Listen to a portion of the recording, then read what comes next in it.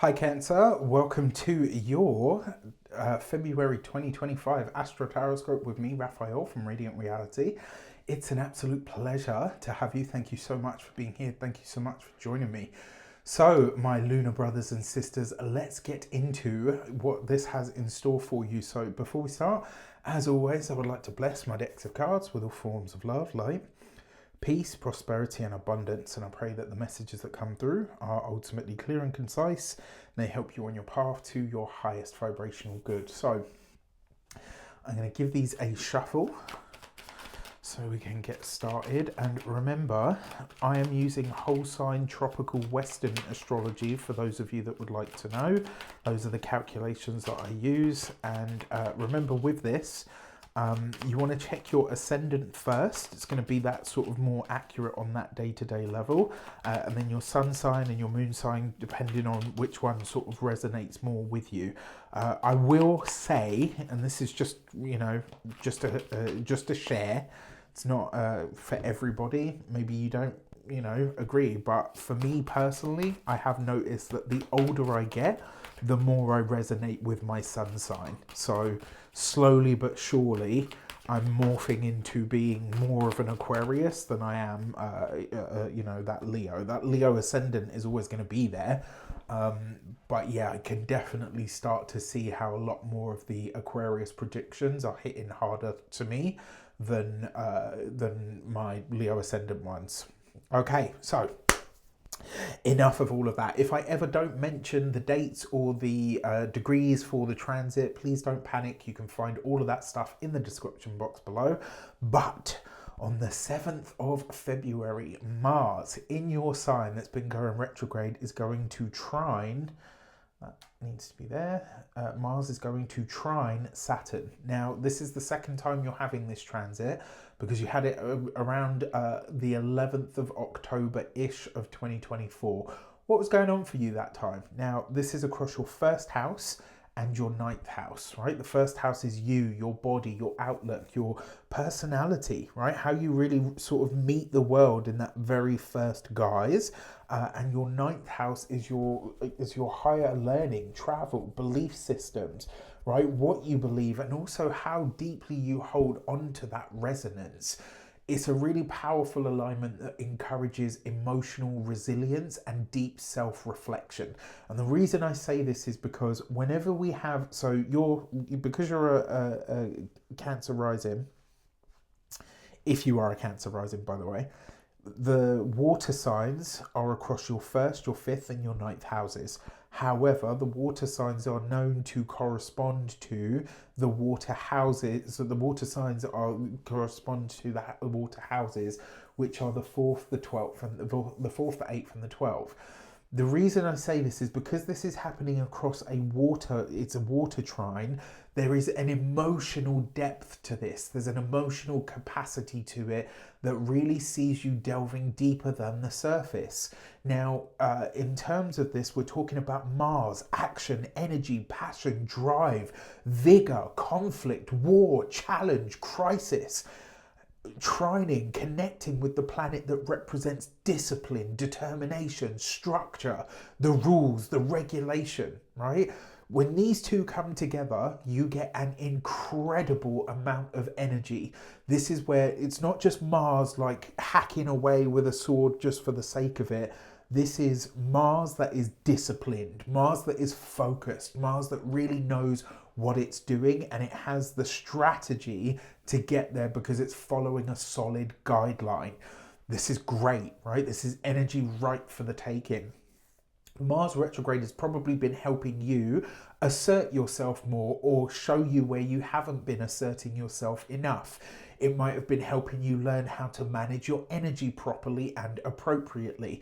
Maybe even to think about how you pursue your own goals, right? Mars for you rules your career, and it also rules your, pleasure, creativity, joy, romance, self-expression, right? So Mars that rules self-expression for you in your chart and the most public version of you is probably really helping you say, actually, you know what? I'm not just going to allow other people to shine. I'm not just going to play that supportive role. I'm actually going to allow myself to shine as well. What were you addressing or working on around these things that I've mentioned in October of 2024? Now, the trine to Saturn in Pisces supports you integrating your insights or the things that you've learned into creating a new belief structure that allows you to move forward and really gain traction. You might find yourself questioning old beliefs or refining your long-term plans with your newfound wisdom. All right, so remember, Saturn for you rules your 7th house of relationships and your 8th house of other people's money and finances. It's a really good time for you to think about steady progress towards personal growth, education, or spiritual pursuits that could directly affect or translate into resources as well. So for this, you've got the Ace of Pentacles. I mean, hello, money. Right? Like, I mean, hello, money. All right, Ace of Pentacles. You've got the 6 of Pentacles, and you've got the 10 of Cups. I mean, look, these cards are fantastic, and what they really say to me more than anything else, this is about you reconnecting to, recalibrating with, giving back to yourself a greater sense of self-worth and equilibrium. This is you giving yourself a greater sense of self-capacity and also your ability to see something through to completion. This is you really kind of saying to yourself, I'm not just going to dream it anymore. I'm actually going to do it. I'm actually going to build it as well. So love this for you, all right? Love, love, love. Now, on the second transit that I want to look at is happening across like the 9th or 10th, give or take, wherever you are in the world. This is the Mercury Cazimi, all right? Mercury and the Sun are going to come into a conjunction. This is what we call a Cazimi. This is where they come together.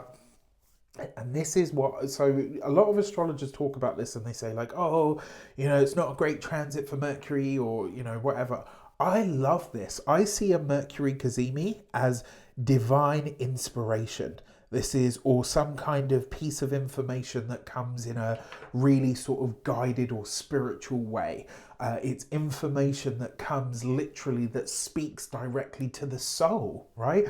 The sun in astrology represents your soul. Mercury represents your mind. So when these two things come together and they really have the capacity to listen to the cosmos or to the universe or God or whatever you want to call it, that's divine inspiration. Open your damn ears and listen, right? Mercury Cazimi occurs in your 8th house. This is your 8th house of other people's money, shared resources. This 8th house is transformation. The 8th house is your traumas and your conflicts and your crises and your challenges as well. It's also the house of the occult. This is the spiritual or the secret knowledge. So this could bring like a moment of divine clarity regarding your finances or your investments. It could bring an incredible moment of clarity around a spiritual science that you've been practicing or learning, a tarot, astrology, numerology, etc. Speaking of, the next round of tarot students, you better gear up, because at the end of this month, or closer to the end of this month, you will be hearing all about my tarot course. That will be coming very, very soon. I'm very excited about this. So it's 12 weeks as a 12-week tarot mentorship. You get 12 weeks with me every single week. You get 2 Q&As, live Q&As, that is, by the way. And as if that wasn't enough, you also, on top of that, you get more PDFs than you can shake a stick at. If you know anything about me, you know I love a PDF, and I've got a PDF for just about everything that I've created over the years, right? Okay, so if you're interested in that, stay tuned. You're going to see it on my socials. You're going to see it on the YouTube community tab, all of the usual places. I'll probably do the usual video as well to kind of share it with everybody. So stay tuned if you are interested and you want to get going on that. Now, going back to this could be one of those moments, one of those key moments where it just clicks for you. Could be a divine inspiration where you say, oh, I'm going to take Raf's tarot course. Why bloody not? Okay, so pay attention to ideas or guidance from others at this time. So the sun in your chart rules your second house of money. So this could definitely have a financial slant.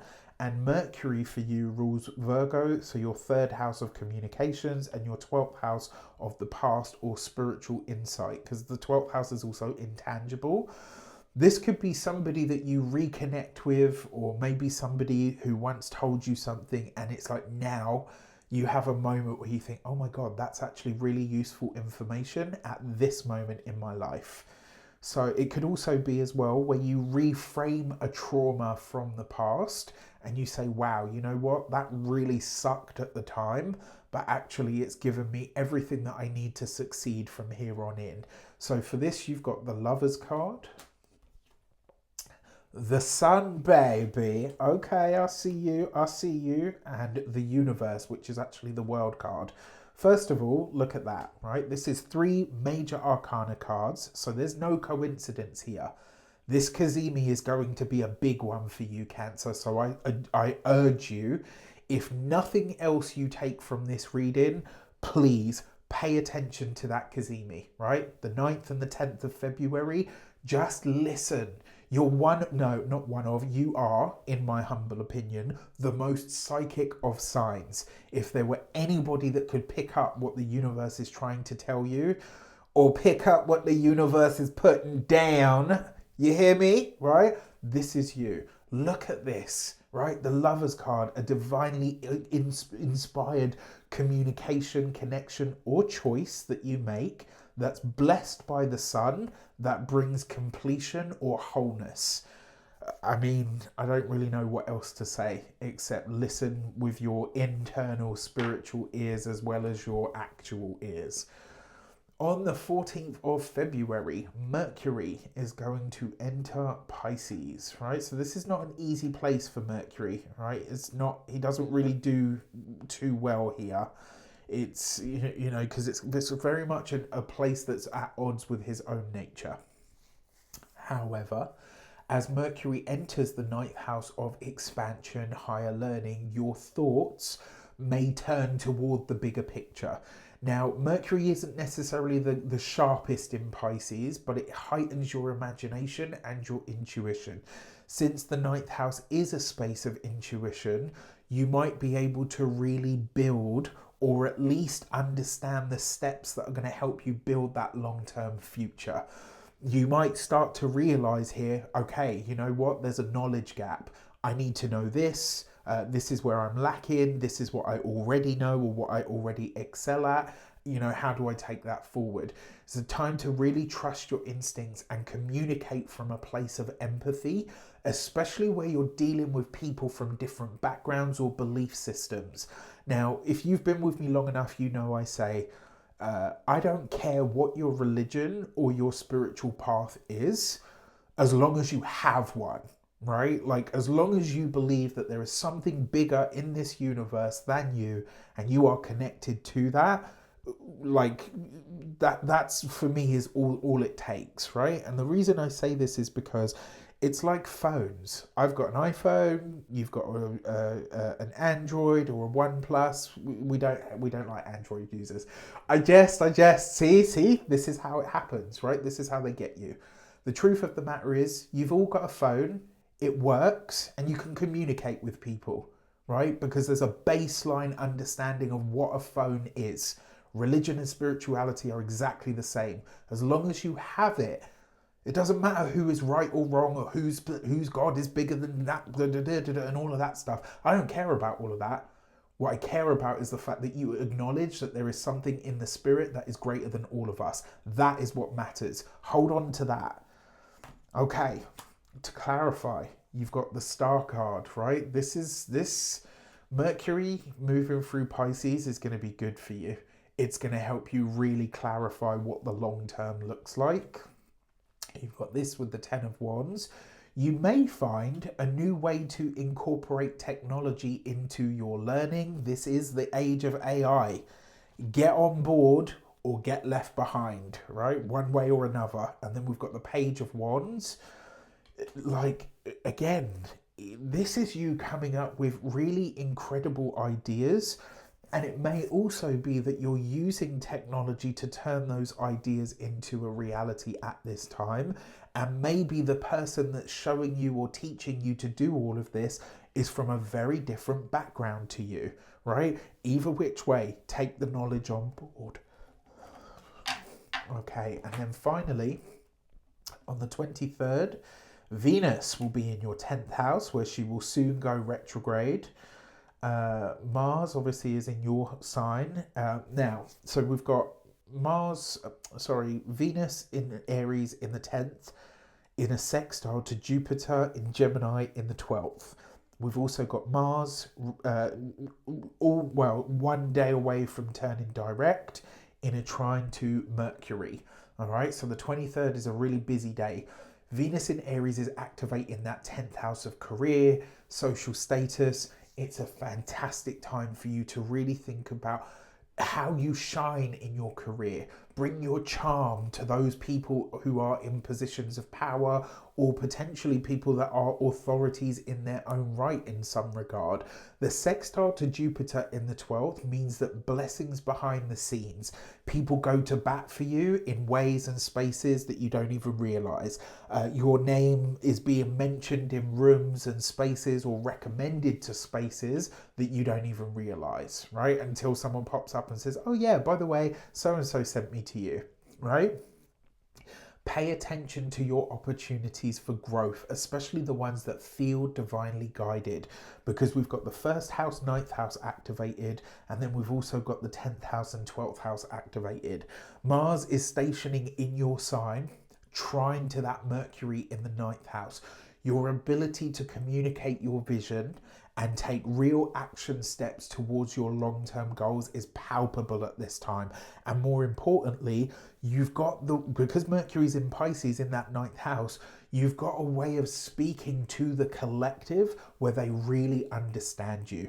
The energy is perfect for finding solutions to any ongoing challenges, especially around career or educational pursuits. And I will say, like, if there's something that you've been hesitating to share with the wider world stage and all of that kind of stuff, get it out there. Stop sitting behind, stop waiting, stop being left behind. Get out there already. All right, you got the 6 of Wands. How many times do I have to tell you victory and success are part of your path? All right, you've got the Princess of Pentacles, which is the Page of Pentacles. You've got to take the action steps though, right? It's not just going to fall into your lap. The energy is there, it's ripe for the picking, but you've got to work it. You've got to do something with it. And then, as if that wasn't enough, you've got the 3 of Wands. Expand your vision, honey, because whatever you are offering the world is so juicy. And with the 9th house activated and the 10th house, you have the chance with this one to reach much bigger or larger audiences in some way, shape or form. I don't care whether you're employed by somebody else. I don't care whether you're out there shaking your rump on friggin' OnlyFans, whatever. I don't care what your business is. I ain't here to judge you, all right? And there's nothing perfect about me. What I am going to say to you is action, action. Right? Stop getting left behind. Pick up your big boy pants or big girl pants and get on with it. It's time to be visible. It's time to be seen, Cancer. Let's go. Okay. Now that I've sufficiently kicked your booty, let's have a look at your moons. All right, so your full moon in the sign of Leo, I've already shuffled those. You have the gate 33 and looking back. This is a 2nd house full moon. This is about your money, your finances, your resources, material possessions, your savings. It is in a sextile, it's in a T-square to Uranus in your 11th house, which means a friend or a group project or maybe a friend's actions could be a little bit disruptive at this time. You might kind of look at someone and think, okay, why are you doing this right now? You might also feel a need to reassess your values or make a big sort of financial decision in some way. And the energy could potentially feel very unpredictable. It's Uranus involved after all. And remember, the sun and the moon are always opposite as part of a full moon, right? That's how full moon is made. However, when you've got a T-square, the planet that plays the anchor is the way out. Uranus wants change. It wants something different. You can't do things the way that you've always done them. It's either jump or be pushed, right? That's Uranus energy in a nutshell. So, what's it going to be? You got the gate 33 and looking back. This is what they call a remembrance gate in human design. And the message behind this is you have to bring past knowledge and information into the forefront, into the now. On the 28th of the month, we have a new moon in the sign of Pisces. This one isn't an eclipse, just because it's too far away from the node, but you're going to feel it either which way. All right, so this is in that ninth house yet again, right? So much energy passing through that ninth house this month. This is activating expansion. Now, it's got a square to Jupiter, so you do need to watch out for that. It might feel a little bit overwhelming, especially as like your dreams and aspirations are maybe confronted by some kind of hidden fear or doubt. Whatever the tension is, it also holds the potential for significant movement and growth if you give yourself the grace to embrace the challenge, right? To be really honest with yourself and say, okay, you know what? Yes, I'm just at the start of this journey, or yes, I'm just restarting this journey, but it's a journey worth taking and I'm going to walk it in faith. Remember, if there's any key word that I could give you about the ninth house, it would be faith. And this is why I gave you that speech earlier. I don't care what you believe in or what your faith is. What I care about is the fact that you have faith. It will enable you to do so many incredible things. If you don't believe in something, trust me, it's going to be impossible to manifest anything. Okay? Now, for this, you've got the gate 32 and endurance. It looks like Cancer is hell-bent on making money this month one way or another, right? Only fans, just for fans, all the fans. Come on, I'm joking. But the gate 32 and endurance, this is a money card. But the message behind this is you've got to let go of the instinct to run away and hide, and you have to embrace that and use that as fuel to push you forward. All right? But yeah, there's a chance here for you to really clean up financially. With that said, I wish you an abundance of all of that good stuff. Have a fantastic month. Let me know in the comments how it shapes up. Take care, and I'll see you soon.